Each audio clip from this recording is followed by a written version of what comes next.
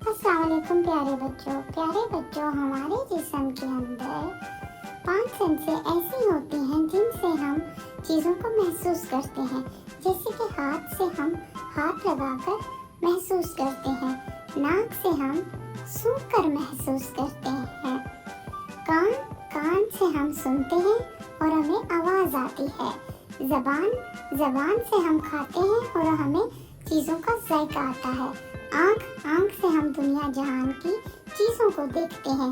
इसी तरह 5 सेंसों को आप भी महसूस करते होंगे। ज़बान से चखना,